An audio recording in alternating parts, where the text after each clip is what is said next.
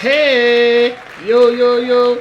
Welcome. This is the podcast by Wake the Farm Up called Maintaining Ground. And I am your host, Andy the Elf.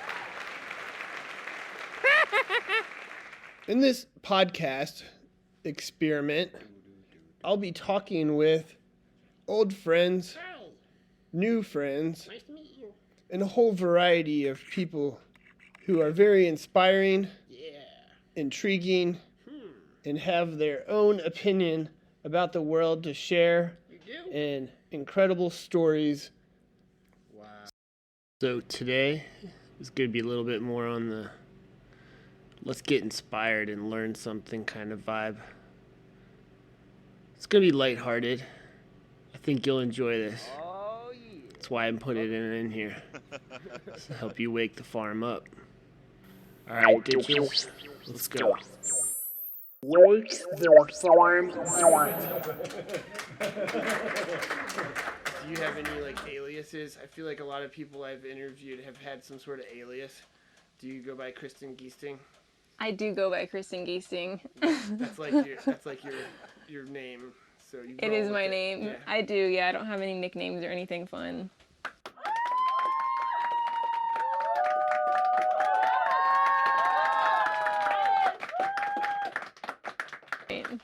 So hey everybody, welcome Kristen Giesting.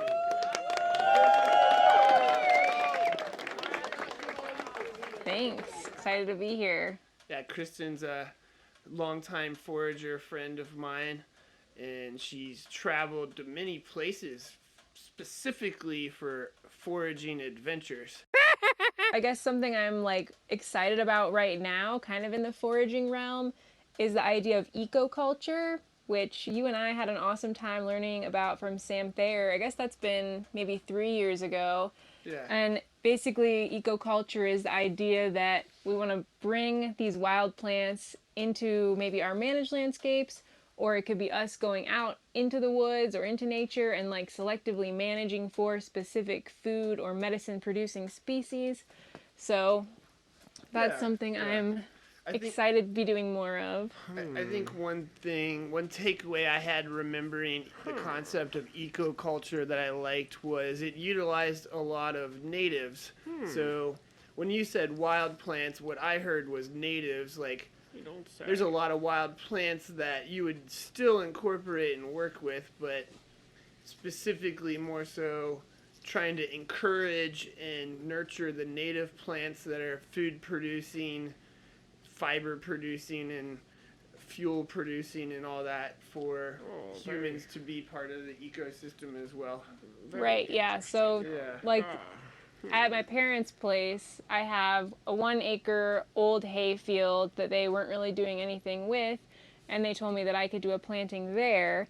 So the species that I chose were things like hazelnut, elderberry, butternut, a lot of different species that I know exist in my landscape here in Indiana. So when you say butternut, like butternut squash? Oh, come on, dog.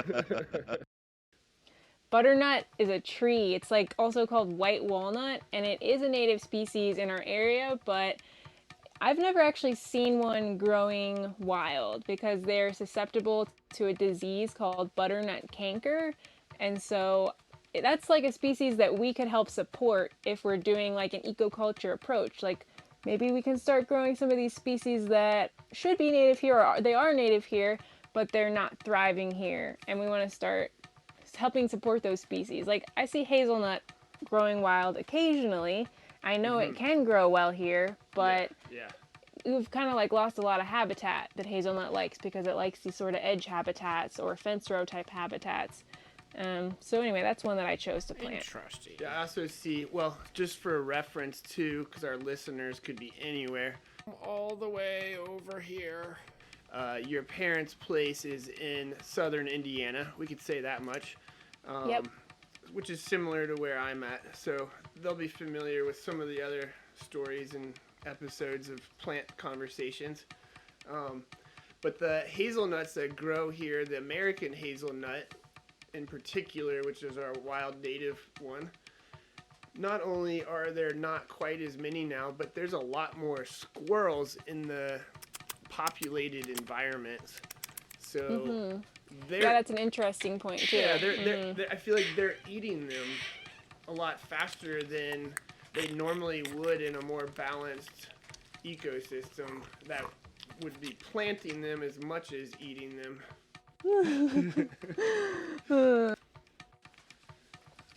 So let's see, other species that I included in that planting. Actually, another thing, sort of on a different topic, is I've also gotten really into starting things from seed. I guess for a long time I had the impression that I needed to like buy plants from a nursery or online or whatever, and then just in like the last couple years, and I feel like this is something that should have been obvious to me, is like I can go out and like find the plants that I want to grow, and I can collect seed from them, or in certain places I could dig some and transplant them, depending on, you know, as long as it's not like a nature preserve or something like that. But Yeah. I found like ramps, you know, in an area that I felt like it was okay for me to take a few bulbs, and I've transplanted those into my parents' woods because they didn't have any ramps, but it was the right kind of ecosystem. It was like a beech maple wood, so I felt like they would do well there, and they have, which is really exciting. So I'm like kind of spreading around the genetics from our local ecosystem that I want to partake of, that I want to eat. So I can imagine all the little elves that have skateboards made out of like beech and maple are probably really enjoying like kicking some freestyle moves on your ramps. yeah. So the wild ramps, and you mentioned you probably wouldn't harvest things from nature preserves. And that's a concept I've been really thinking about a lot. There's places that are considered nature preserves, and there's a certain kind of edge there on what a human is allowed to do in a nature preserve. And to me, it seems like there should be some sort of way of preserving the human nature in a nature preserve, which would incorporate foraging and propagating plants as well. So perhaps like digging up some wild ramps in the nature preserve and then planting more patches of them in the nature preserve, so that in years to come more people can preserve the nature of themselves. Yeah, and so I hear a lot of people say, I mean, and I just said like, oh, we shouldn't, you know, do things in nature preserves. We shouldn't, you know, interfere in the environment.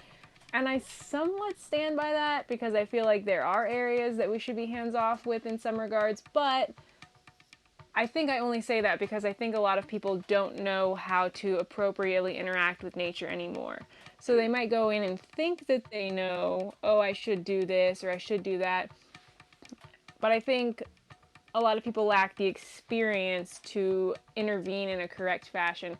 And I guess I feel like I'm getting to the point where I would feel comfortable, yes, like walking into a situation and being like, wow, these ramps are really crowded right here in this area of the nature preserve. I should help this population by thinning it out, and I should move some to, you know, different areas. And I feel like I personally would feel comfortable doing that, but I'm not sure that everybody who's, you know, maybe interested in getting into foraging would have that level of understanding. And I mean, there's still a ton of stuff that I don't understand about ecology and so many things where I feel like I could intervene and make a mistake. But on the other hand, maybe it's better to intervene and make some mistakes rather than saying, oh, I'm going to be completely hands off because I'm a human and I might mess things up. It's like, well, we've already really messed things up, so how much worse can it get? It's like, yeah, you make a good point. Going into that environment and like trying to interact, maybe making a few mistakes, but if you go in with like a good heart and a good intent, overall your trajectory is going to be that you're going to do good things there. Really, only nature will ever know. And if we can remember and wake the nature within us, then we might know as well. Let's do it. Come on, wake the farm up.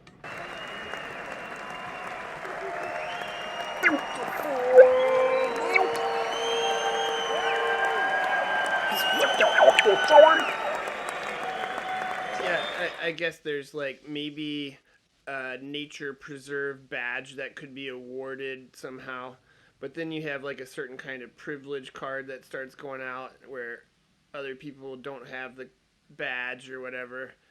And Right. Yeah. And I will say I have taken things from places like to transplant out where I'm kind of like, well, I probably technically shouldn't really be taking this plant from this place, but it's like I feel comfortable and I feel like I know what I'm doing and I feel like I am making a beneficial impact because it's like, well, this plant is here, it's doing really well here, and there are other places that could benefit from having this influx of genetics from, whatever particular species I'm working with. So, right, it's like somebody that like works for Walmart or some big corporation, if they started sending out teams of people to extract wild ramps from nature preserves, and then a year later there wasn't ramps in the nature preserves anymore, obviously something was being approached inappropriately. right. It's kind of like another interview I did with Gusta Dougal. He got so hungry that he ate everything on his farm and he didn't have anything left to eat anymore, so he had to go and start eating other people's farms. Yeah. So it's an interesting, balance of things, and there's, a lot of different understandings, and the more you preserve the nature of yourself and rekindle that connection to your eco-culture, then you'll have a better understanding of what mistakes could happen and how to do the dance. Absolutely. Yeah, it's a learning process for sure, but it's like such an exciting learning process that yeah, it's just something I want to keep going forward with. And I'm definitely not opposed to using, species from other places. Like I've been doing a lot of planting stuff, or maybe more so planning stage at this point on my boyfriend's farm. So cute. And one of our big projects that we're doing this spring is we are buying 80 apple trees and 10 cherry trees, and we're getting the rootstocks, and then we're going to graft various named cultivars onto them. So that's not a native species to here, but it's like a species that does well here. We know apples can be grown here, so we're going to interplant that with other stuff, though, like chestnuts and hazelnuts and elderberries and currants and gooseberries and all different kind of stuff. So we definitely bring all the plants together, and I think that's good too, because we don't want to have just like a monoculture of one kind of crop that we really like to eat. We want to have all the different stuff, because in any given year you might have some things that do really well and other things that don't do well, and we feel like it just increases our resiliency to have all the different kind of species, as many as possible.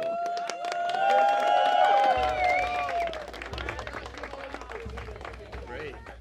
So I know I'll be talking to a Jorah Weaver soon about border patrols for plants and that concept there, how a lot of people seem to think plants should respect international borders, but a lot of those same people want humans to not have to deal with the borders.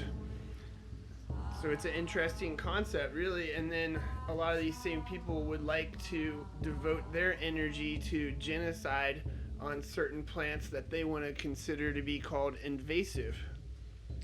Right, and I struggle with the invasive species concept because there are definitely species that invade our woodlands and they crowd out maybe our native species.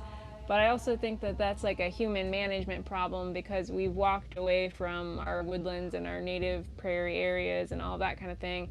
And it's like if we were there and we were interacting with that space, I think there would be room for those, so-called invasive species, because we would be managing and tending and choosing, to select for native species or whatever species, we desire in that landscape.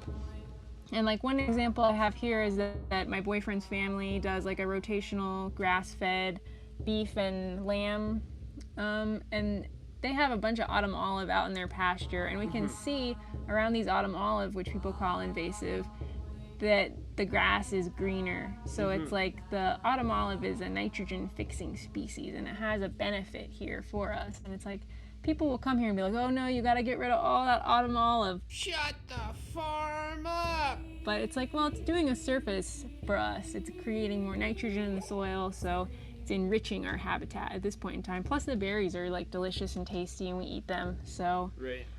we feel like we can coexist with our, species that people call invasive. Yeah. And as an invasive, that is a word that brings a lot of emotion. We as humans are an emotional species. We have sentiment. So when we see things change, sometimes we want to preserve, to use that word again, preserve the nature in the way that it was at a certain point.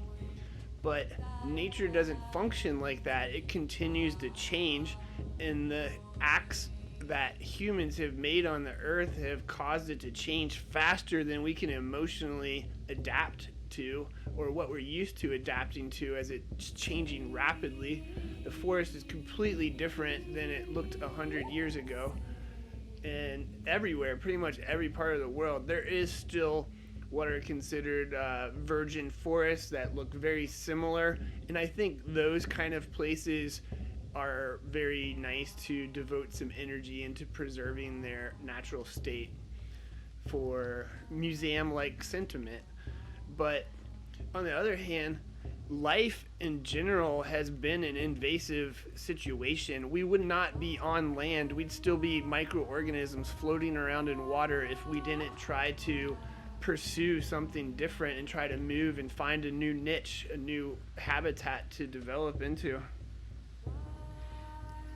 Right, and I think sometimes too about species like dandelions, and if dandelions were coming to this part of the world today, like if we'd never seen dandelions before, we would probably be panicking and saying, this is the next invasive species, they're everywhere. But it's like dandelions have learned how to coexist here, and we've come to appreciate, some of us have come to appreciate them because they're tasty and medicinal and it's a pretty flower. I guess others of us, we don't necessarily call them an invasive species, but a lot of people maybe have negative impressions of that particular plant. But yeah, I think what you said about, maintaining certain areas that are maybe more of a virgin forest, or sort of like what we would consider to be like the baseline forest, that definitely is important, because I think we can learn about, what we see happening in the past. And from some of the stuff that I have read, that things like fire were used a lot more frequently to maintain various habitats.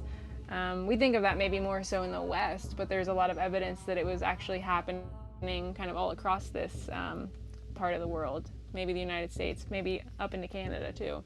Yeah. Speaking of Canada, that's a great segue. I wanted to ask you about your going to college up in, was near Ontario, correct? Yes. Yep. I went to University of Waterloo in Ontario. And you did your thesis on foraging, or your master's? Yes. Yeah. My thesis was called Foraging for Meaning.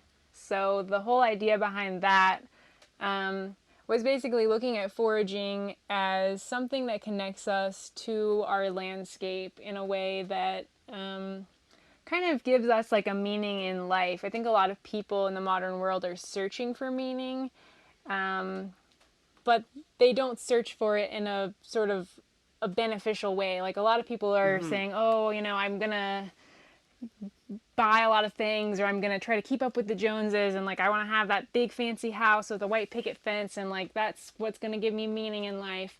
Well, then they get into what I like calling the pissing contest. Wow, the Joneses have that car and that house. I want one that's 10 square feet bigger, and I want a car that's 1 year newer than that one and has a bigger battery.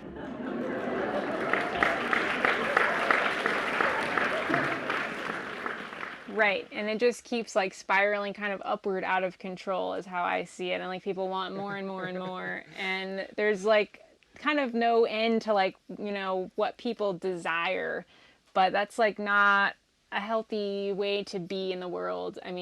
From a human perspective as well as from an ecological perspective. So the work that I did in Canada, I interviewed and I did like a paper survey with a whole bunch of different foragers at 2 different wild food events. And I just sort of gathered their impressions of foraging, if they saw it like as a hobby or as a lifestyle. Yeah. And a lot of people said that they saw it as a lifestyle, like it was part of their identity and it was something really important to them. And something that I didn't really expect at the time is that a lot of people made some comments about, well, foraging is like a spiritual act for me, or, you know, it connects me to nature in a way that is like a spiritual sort of thing. And I hadn't really thought about foraging in that way at that time. I had just kind of gotten into it myself. And so that was neat to see, like, that people really did feel like some sort of emotional, spiritual connection to nature through foraging. And I think foraging is a unique sort of outdoor activity in the sense that you can very clearly understand that your sustenance comes from nature, because you're going out and you're picking food. You're not just like going for a hike or like, you know, kayaking down the river, which are fine and wonderful ways to experience nature. But when you're actually going out and like studying ecology in order to derive nutrition from it, that kind of changes the conversation, I think.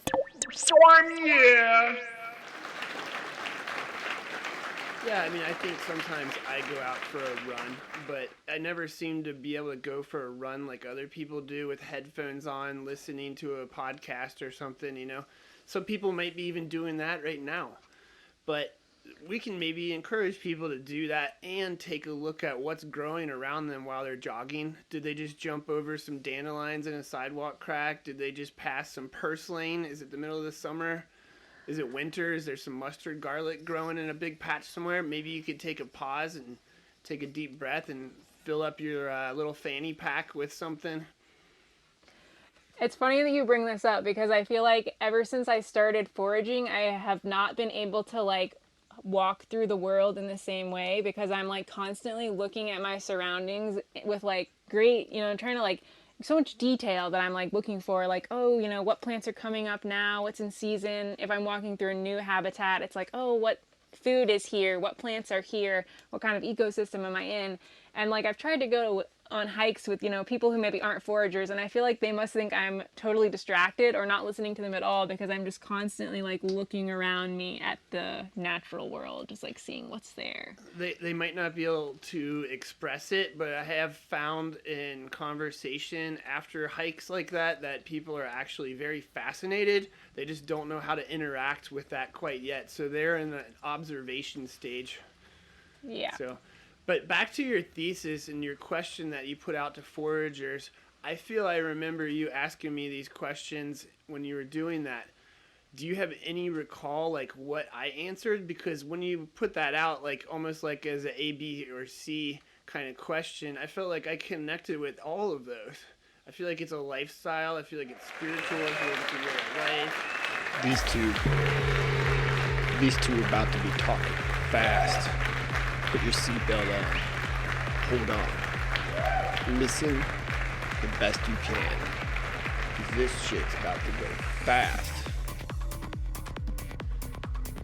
It's a hobby. I don't remember specifically how you responded to it, but I remember that there were an overwhelming number of people who said it is a lifestyle, and some I think check maybe both, like, oh, it's a hobby, it's something I do for fun, but it's also like a way of life, it's a way that I get food for myself. Yeah. So I think people view it in both ways, but I would guess, and I didn't survey this, but I would guess that the longer people have been foraging, probably the more so they see it as a lifestyle. I would say maybe like people who are just getting into foraging, like in the first couple of years, I would guess probably think of it, oh, it's like a fun activity to do on the weekends. Let's go for a hike and see if we can identify some plants to take home and cook. But people who have been foraging for a number of years, I think you'll start to see them transitioning into a different phase where they're like collecting food and preserving food, and like every year coming back to the same place and knowing that they can harvest ramps in that location or persimmons in that location, or they've got their acorn spot. So it's starting to become more embedded in your landscape. And I moved around a lot when I was first learning how to forage, and I feel like in some ways that was beneficial, in some ways it was not, because I would move to a new place and then I'd be like, well, where am I going to find, you know, ramps here? Where am I going to find acorns here? Or where's there a really good nettle patch here? So it's a benefit in some ways to stay in one location and start to learn your different spots to go to.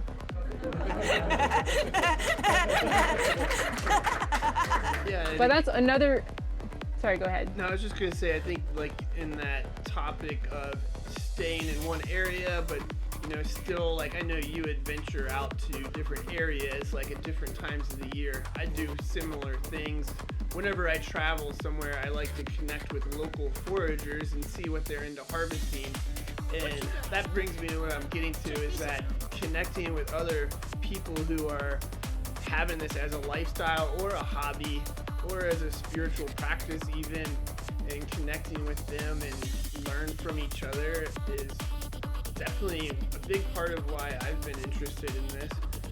I know for myself, I really probably got into foraging at a young age because I didn't have a whole lot of money, and I didn't really have an ambition to be a major capitalist, like banker kind of guy with a lot of money.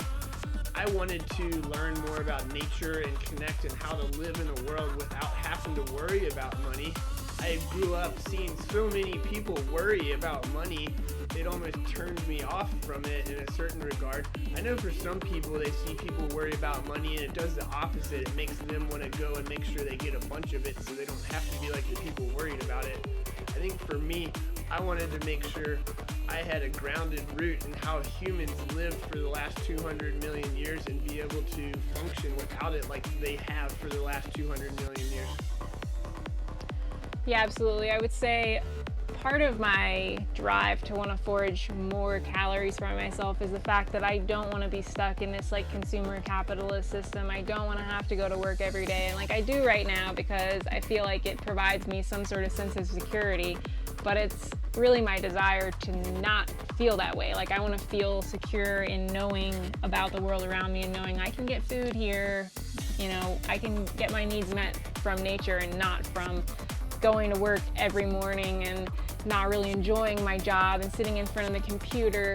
I want to be able to feel that security in saying, oh, I've got persimmons out in the field, I've got acorns just down the road and all that kind of thing. And that's another reason why I want to bring a lot of these plants, closer to me. I want to plant them in the areas where I live, so that I know that just down the field, I've got all the plants that I want to eat just right here around me. Yeah. The maintenance crew is getting ready to leave Solaria now, Commander. They know the location. Oh, good. We'll head for Solaria. What about the seismograph reports? No quakes have been detected anywhere on Mercury, sir. The chief engineer doesn't understand how that conduit could have broken. How's your water supply? Right. So, you mentioned your job. I don't know if it's classified or not, but are you able to talk about that at all?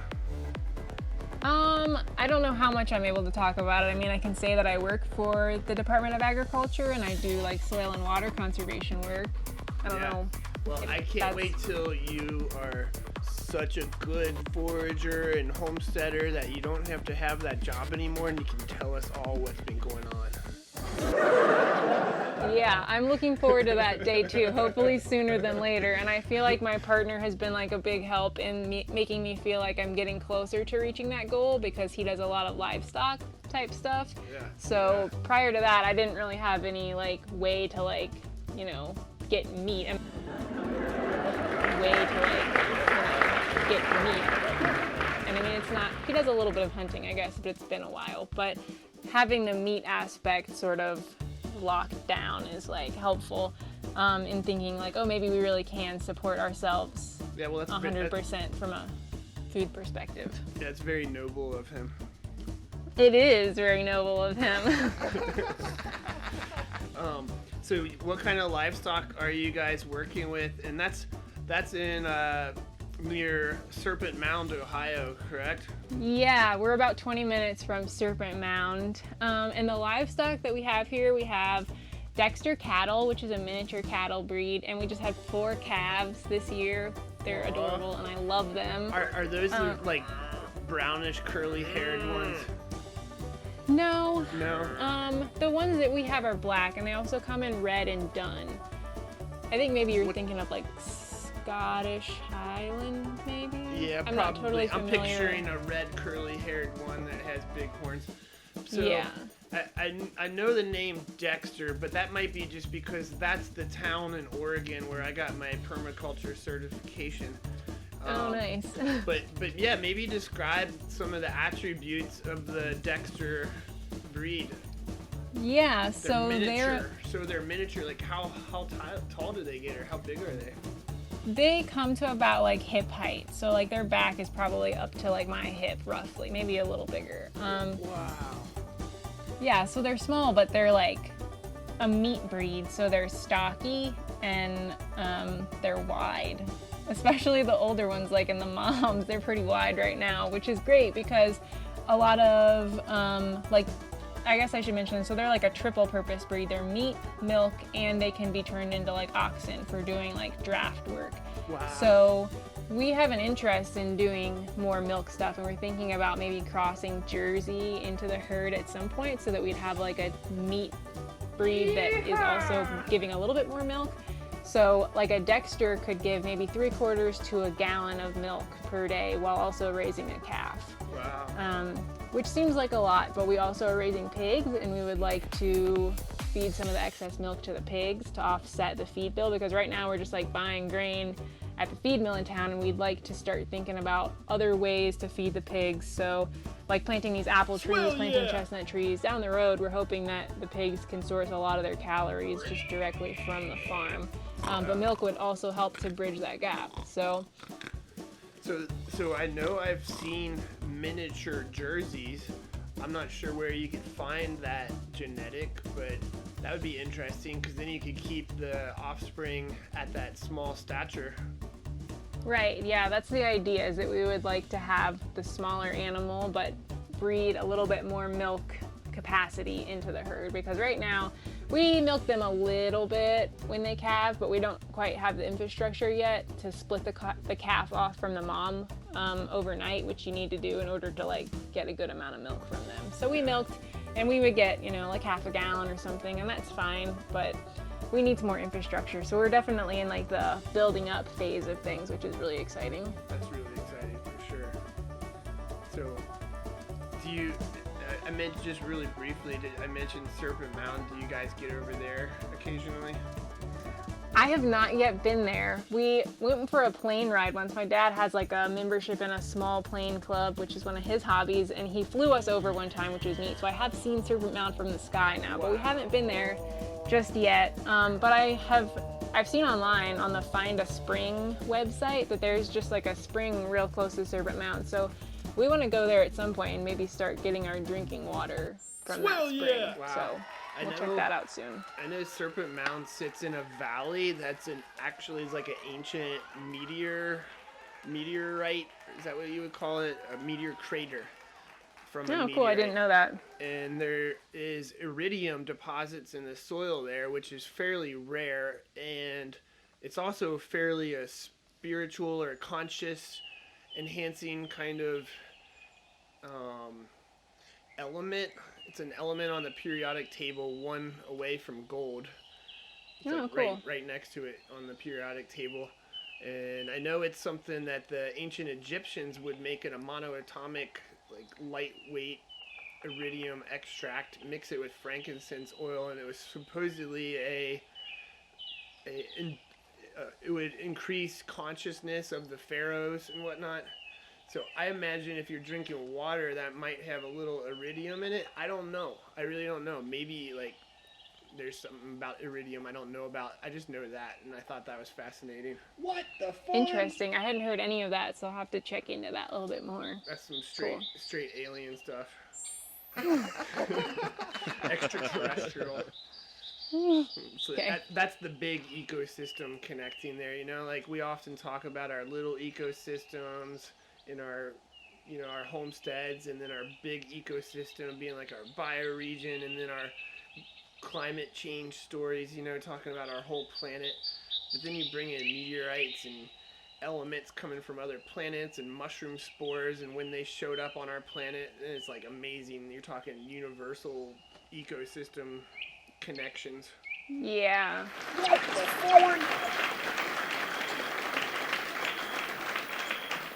So, a couple foraging experiences. I was going to see if you'd tell us about wild rice harvesting up north, and some of the stories with that, including like the dancing. I know there's a special dance that I've seen and helped support you doing a couple times. Yeah, so the wild ricing was a neat experience. I think I went twice, and it's been a few years ago now, but there's like one lake in lower Michigan that still has wild rice on it. And it used to be much more widespread historically, but again, like with habitat degradation, we've lost a lot of the extent of wild rice.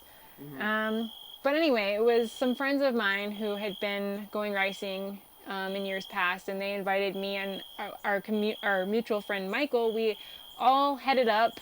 We also picked up our friend Ben. He is from Kentucky, so the three of us went up. It was, I think, I want to say a 6 or 7 hour drive one way. We met up with our friends, and they had a canoe for us. And basically, the way that you collect rice is you have to have a 2-person team in the canoe, and one person is sitting, and they have this long pair of sticks, and the other person is standing in the canoe with a push pole that has a fork on the end.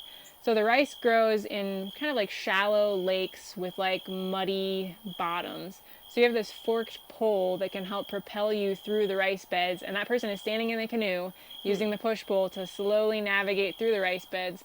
And the person who's sitting with this pair of long sticks is gently bending the rice over and giving it a sharp tap so that the grains will fall down into the canoe. And then you're out all day. As soon as the dew dries off of the rice, you can go out, and then you're out all day collecting as much rice as you can, and you bring it back and you spread it out on sheets or on tarps to let it dry, and then you can pack it up in bags. And we drove our rice home with us because the next stage, before you can eat it, you have to process it because it comes wrapped in this little piece of chaff, like most grains. Little husker. Yeah. Right. Yeah, exactly. Yeah. It's like the wicked ones, right? Like the what? Like the wicked ones. I don't know. I don't know. It's that's one of those things I always hear in the Midwest, the biblical stories of how the chaff was driven away in the wind like the wicked ones. So Gotcha. I like to reverse these things sometimes, and the wicked ones are like a parable of the chaff. Gotcha. Yeah. So tell me more. So now we're getting to remove the chaff from the grain itself. Okay. Yeah. So the processing is somewhat intensive, labor intensive, and in a lot of places where rice still grows, so in the Great Lakes regions, there are mechanical processors. So you just take all your bags of dried rice and you pay them a certain fee, or they take a percentage of the rice or whatever you work out, and they process it through machines for you. Well, there's no wild rice that grows in southern Indiana, so we were home with all of our bags of rice that's still, in their little husk. And we were like, well, how are we going to do this? We don't have a mechanical processor. So we're like, well, I guess we'll have to do the traditional processing method that the Native Americans used, which the first step is that you build a fire and you have to get a parching kettle. So our friend Ben had an old cast iron kettle from, I think, his great grandmother or something like that. And you parch the rice, and that kind of makes that outer husk more brittle and fragile. Yeah. And it makes it easier to break off. So that's the first step. Then the second step is dancing the rice. So you dig a pit in the ground and you lay in a deer skin with the soft flesh side up. Obviously this is tanned and clean. And then you put on your rice dancing moccasins, which have to be dedicated just to rice, because you don't want to be walking around and getting dirt and sand and grit on your moccasins and then jumping in your food. You step on some chewing gum or something. Right, yeah. So these are just for rice dancing, because you're going to be stepping on food with them. So we didn't have any rice dancing moccasins, because why would we have that? It's we had to source the deer hide, we had to source the kettle, and so can you get those on Amazon? I don't know, I didn't look, but anyway. It was my job to be okay, you're the woman in this group, so make us some rice dancing moccasins. So anyway, I made rice dancing moccasins for Michael and Ben. They bought a brain tanned deer hide from somewhere, so they did buy that. We didn't have that kind of skill set at that point. And then I forget. I think I got a DVD about how to make moccasins. So I just like made us some moccasins and it worked great. It took a lot of trial and error to figure out like how long do you parch it? How hot does the fire need to be? How long do we need to dance on it? And basically the dancing is just like gently treading on the rice in sort of like a back and forth motion to like break those fragile little husks off of the rice. And then after that you winnow it in like a winnowing tray. Was that first dance that you did the one where I was up in Indianapolis? Was that the second one? I feel like I remember maybe you guys were making some adjustments to the process.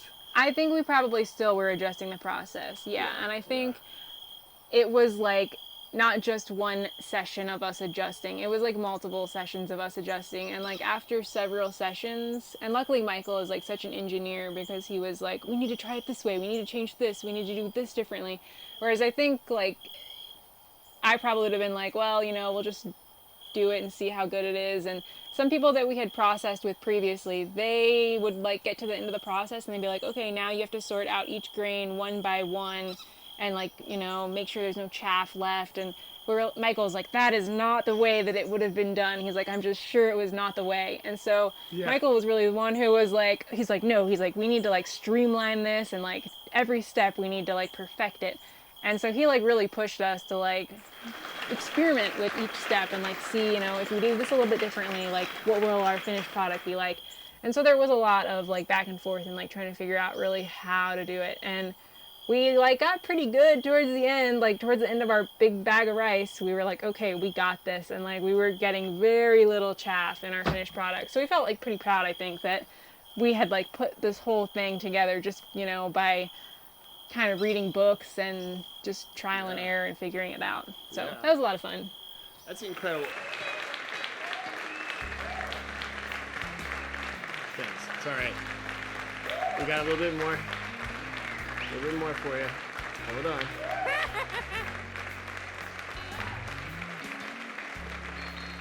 And then with the same group of people, you guys had been developing in a different time of the year the process of large quantities of acorns. Yeah, and I learned basically everything that I know about acorn processing from Sam Thayer's second book. Okay. There's an extensive chapter about processing acorns, but again, that's a thing that like you really have to do it to understand it, and it seems like complicated and a lot of steps right at first, and it's like time consuming, but like once you get into it and you like get a feel for the process, then it just kind of becomes like second nature. I remember after doing the process several times realizing how simple it was and then explaining how simple it was to some people on a plant walk, and as I explained it to them, they all kind of boggled their eyes in the air like, wow, that doesn't sound simple, because there's just several steps, but I mean the steps are like strain it of water and then pour water back on it, or something really simple like that, and it's like, that's not that complicated. It's just like maybe like 8 different steps that are fairly simple, starting from picking them up to baking something. Right. Yeah, I think it's just intimidating because there are a lot of steps and people feel like, well, if there's so many steps, like there must be a lot of opportunity for things to go wrong. But it's really just a matter of like using your intuition and like just kind of jumping in and trying it, and like maybe you'll make a mistake, but you know, along the way you just have to try it, I think. So for some of our listeners that might want to try it, aside from Sam Thayer's book, which book would you find that in? There's also a book about like Yosemite acorn traditions. Okay. I think it's called Keeping It Alive or something like that. I'd have to look for the exact title. But that has like a very historical look at acorn traditions, like from the California tribe. So that I read that book and that was kind of neat. Excellent. But I feel like Sam's book makes it a little bit more accessible because he's using maybe like more modern tools and modern language. Like in the book, the Native American book that I read, it was talking about, you know, like the rock craters and stuff, and like that whole thing that they used to like pound the acorn meal. Sure. So it was a little bit harder to like, I think that would be like a book you'd want to read maybe second. Gotcha. But there are also a lot of like resources online too. I feel like you can look at various websites and stuff and you can find a lot of information about how to do the acorn process. Yeah, and I've seen a few different YouTube videos that people have put out just from their kitchen. Some are really boring, but if you can sit with them for 10 minutes, then you can learn a lot. Right, yeah. Some of them are presented in a really exciting way, and maybe there's a new one on there I haven't looked in a while. But I really feel like the acorn is a food of our future. There's so many of them. There's predictions of this food shortage we're about to go into, and when they talk about it, they're talking about a shortage of wheat. They're talking about a shortage of wheat, and it's like, we don't need all that wheat. So many people are having problems eating the modern wheat that it seems like we could start adapting into our own homes ways of processing acorns in our community to have our pancakes. So it's like we really can have our pancakes and eat them too. Absolutely, yeah. There are so many oak trees in our environment, actually all across the world, like oak trees, and there's like an acorn eating tradition, like even in Korea and places like that. So yeah, pretty much every part of the world there's a type of oak that's indigenous to the culture there.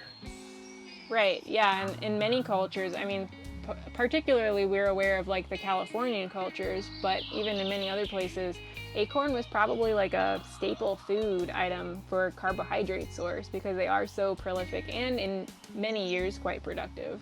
Right? It's like yeah! The oaks in Portugal are mainly harvested for their bark so we can have cork for our wine bottles and whatnot. But yeah, those acorns are pretty big. I don't know if you've seen a cork acorn before. I think they're larger than our local red oak acorns. Wow, nice. Yeah. I had some people bring me contraband acorns across the water. Yeah, that's cool.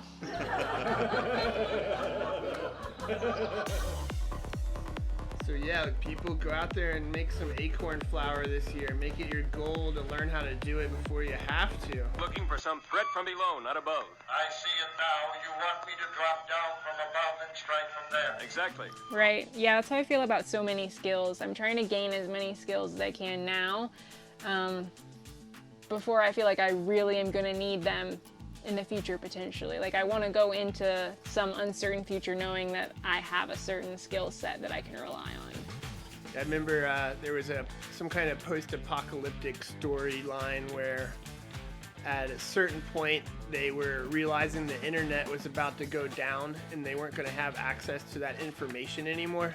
So immediately they started downloading a whole entire copy of Wikipedia. And yeah. they only made it to D.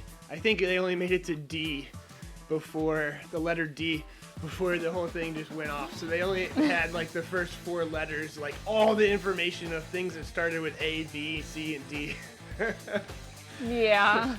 I guess that's why it's like a good idea to have books and not just rely on the internet.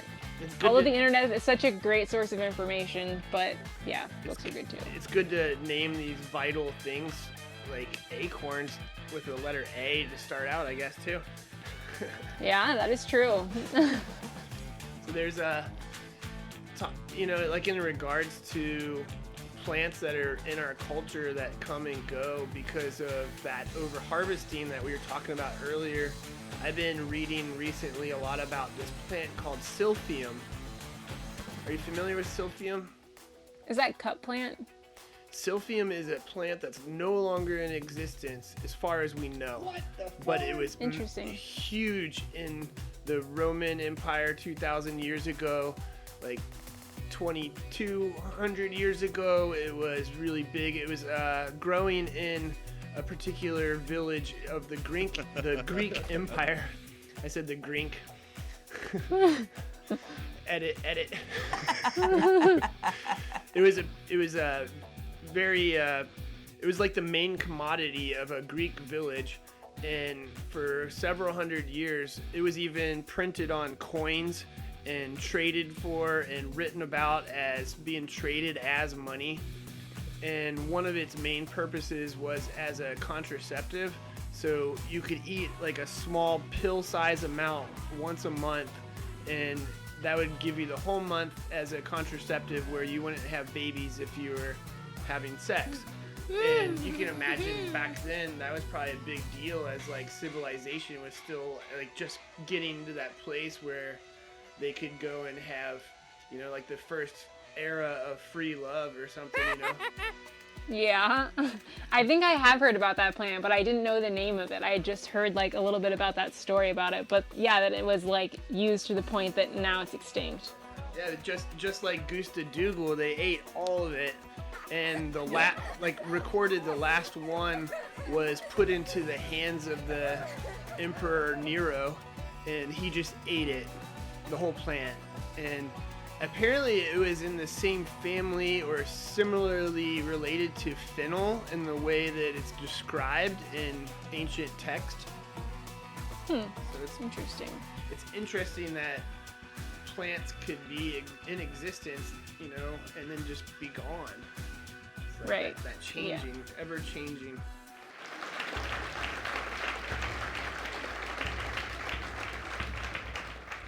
So how has it been living in a tiny home? And maybe briefly mention some of the other interesting homes that you've taken residency in. Yeah, so I actually just moved out of the tiny home, but I was there for like a year, kind of off and on. That was a fun adventure. There was no running water in the tiny house. I did have electricity, so I could work there because I've been teleworking a lot in the last couple years. So yeah, I was just like in my tiny home, teleworking, you know. I just can imagine like my coworkers would be horrified to see like she's living in this little house with like no running water, and like I have like a compost bucket, which is just like a 5-gallon bucket with like, you know, shavings or like wood shavings. And I read the book, The Humanure Handbook, which I highly recommend. It's just like mind shifting, like, oh, like I don't need to like go to the bathroom and clean water, like I can compost it safely and like in a couple of years like use that on my orchard, my garden or whatever. So that's something kind of cool that I picked up through like the tiny house type lifestyle. And then I think my more interesting home, which I lived in for 6 months, was a teepee. I bought a teepee like online and had it like shipped to this guy's house, and I like lived in his yard for 6 months. Cool. Which was kind of a crazy experience. I had just started working and I wasn't making very much money, and I was paying like almost $700 a month for like rent where I was living, and I was like, this is crazy. I was like, I can't pay I could afford it, but it was like, I don't want to spend my money. Like, it just feels like it's like poof, going into the air. Like, what am I getting for this? So I was like, I don't want to pay rent. And so my friend Ben that I mentioned before, he mentioned some guy who like lived maybe 30 minutes from where I was working. And I went to go see this guy, and he was slaughtering pigs that day, or butchering pigs, I guess. And so I just like met him and kind of helped him cut up meat for a while. And I walked in and he had like this mural on his wall of like a Native American scene with teepees. And I was like, this seems like a good sign. Because I kind of been thinking about the teepee idea for a little while. And so like, I don't know, it was like a week later I emailed him and I was like, oh, you know, I'm new to the area and I kind of have this idea about how I would like to live in a teepee, you know, just to save some money and stuff like that. And I was like, do you know of anyone? I can totally relate to that, saving money, like especially while you're young and you're like moving forward in the world and trying to learn things and have new experiences. I mean, I traded a banjo one time for a school bus that I lived in while I was going to Hocking College, and it's amazing how much money that saved me, and not even just how much money saved me, but how much adventure it entitled me to. Right, yeah. Finding alternative ways to live, I feel like, is the ticket to like freedom from like the consumer capitalist complex. Yeah.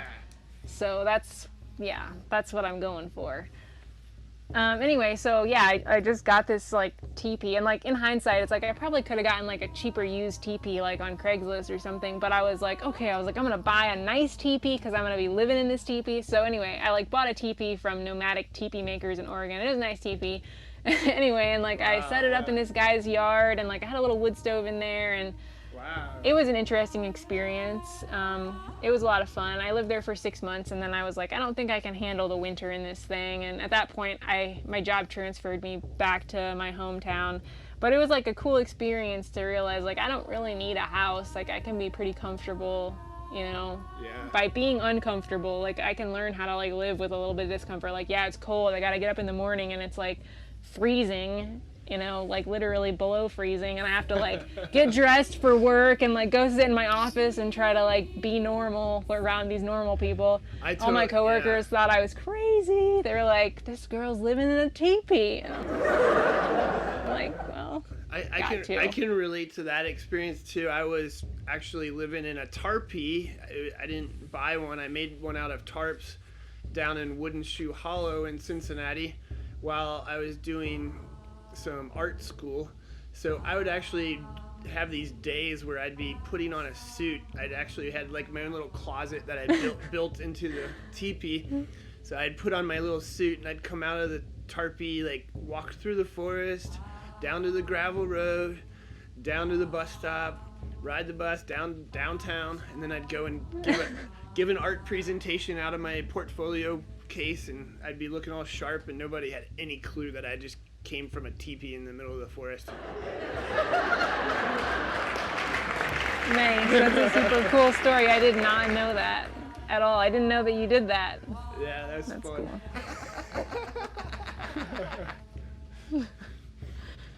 Just like learning how to blend in the normal world, but like live a very alternative lifestyle. Like, I feel like I could just like, be walking down the road and like nobody would know that I've like lived in a teepee, or like right now I'm in a camper, like, and this is like pretty comfortable in comparison because we've got a wood stove and we've got like a real bed and it's pretty nice here. So I guess this is also like kind of tiny house living. I live here like half time at this point. So Nice. Yeah. It's like a different kind of tiny house. Yeah, tell me about the land around your tiny house there. Yeah, so this is my partner's family's farm. We have 12.5 acres. It's in rural Adams County, Ohio, and we have like a really sweet creek like back behind the house. It pretty much flows year round. I guess maybe in the summer it slows down, but there's still like big pools of water. Swimming. Do a little yeah, the dog loves to chase sticks and he swims down in the pools in the creek. You don't do any skinny dipping? I haven't yet. Maybe we will this year. We're kind of worried about like the potential for agricultural runoff, and like right around us there aren't any farm fields, but we think like upstream maybe there might be some agricultural runoff. So that's a little bit of the reason that we're like, maybe we shouldn't be jumping in here. But maybe it looks beautiful. You could build some kind of like filtration like checks. Maybe, yeah. Something like that. Also, you like in the deep summer, they're not spraying agricultural stuff quite as much, so they usually do a lot more of that in the spring, maybe early summer, and occasionally in the summer they might spray something. But if they're doing it properly, they'll spray it when it's not gonna rain, and it'll That's true. That's a go good point. into the plants, Yeah. and hopefully they'll do it properly. I mean, you can't always rely on that, but Yeah, so I guess that's a good point. Like, once the plants are in the ground, probably they're not really going to be doing a whole lot of spraying. So maybe like if we wait until like late June, July, August, maybe that would be a good time. yeah, and then of course, maybe take a shower afterwards, because I mean, there's other things too. Like, I guess there's the green algae that get in there that turn into a mold or a fungus, I guess, that could get into your lungs or whatever. But in flowing water, it doesn't show up quite as much. Interesting. Yeah, that's why you see at a lot of parks around it, it'll say like no swimming because of the blue-green algae. And I've always wondered, they don't ever like have a nature interpretive sign that explains how that works. But it's basically when that algae dies, it'll turn into like a red, muddy looking kind of algae. And that's when it's actually a fungus, and that fungus can get into your lungs, and that's what can give you a lung problem. It's like some of these other things, it won't kill everybody. I don't know what the percentage of mortality rate is with that, but Something good to know about, though. Yeah, young active foraging people who are like exercising their bodies and stuff, I imagine, that have healthy lungs could probably take on a little bit more of that fungus and have their body be able to protect itself from that. But I often think of these things, like the purity of the land in which I'm foraging. I'm always mindful, like, I don't want to forage in a city that I know is really like laden with lead. or whatnot, the heavy metals or what's coming downstream from old coal mines or whatnot. But yeah, we definitely live in a toxic world, and that makes it more of a challenge to like think about where is our water coming from, where is our food coming from. I'm sure historically it was a lot easier to be healthy because we didn't have as much toxic influence as we do today. Yeah, I remember being at an interpretive museum where these people were dressed up like pioneers, and they were talking about how hard it was back in the day. They had to work so hard to get their food and all these things, and I'm like, yeah, but you could just go down to the river with a cup and drink water.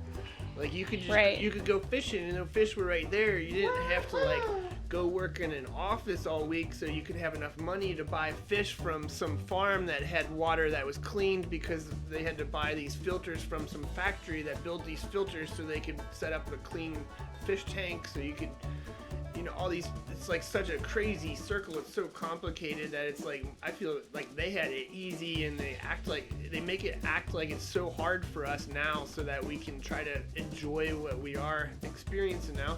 Of course we want to, but I don't know. I guess back to the foraging in this, you know, contaminated world, I try to remember it's just the karma of our times, or the symptom of our times, and that we need to just keep figuring out how to adapt to it. So like what are we eating that helps us process the things that we're exposed to? Yeah, I mean, I feel like including bitters in your diet is important too, because that's like a liver supportive. So your liver is helping cleanse stuff. So that's something that a lot of people don't eat anymore, like bitter flavors, like bitter greens. I think that's something we get more so as foragers than a lot of people do, and that's definitely maybe just protective. coffee. I mean, coffee's bitter, and people seem to like that in the morning. I guess that does something for them, and then they're like, I've had enough bitter for the day. Right, and chocolate is a bitter, and sometimes people have like various like after dinner drinks that could be considered bitters, but I think the bitter greens probably are like the better source. Yeah. But there definitely are bitters in our daily lives. It's just not usually like the best source of bitters, like coffee, chocolate, that kind of thing. Maybe not. Yeah. I don't know, as good, but.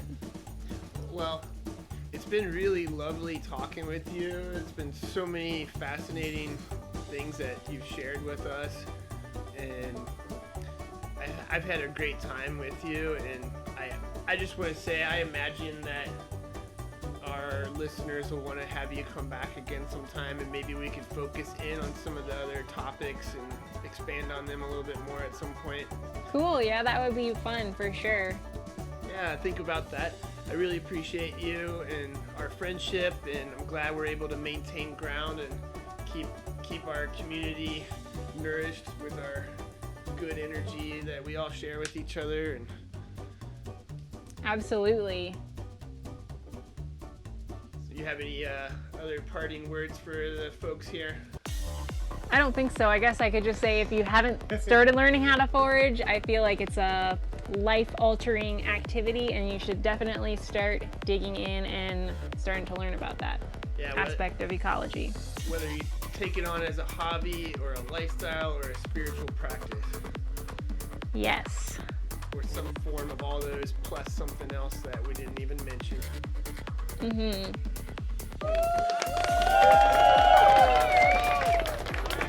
Thank you. Awesome. Thank you. Yep, thank you, Andy. It's been fun.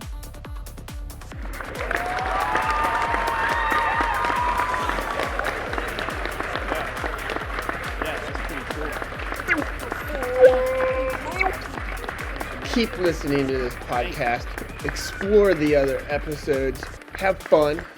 Stay tuned. There'll be more coming from the mother farming elf. Wake your farm elf.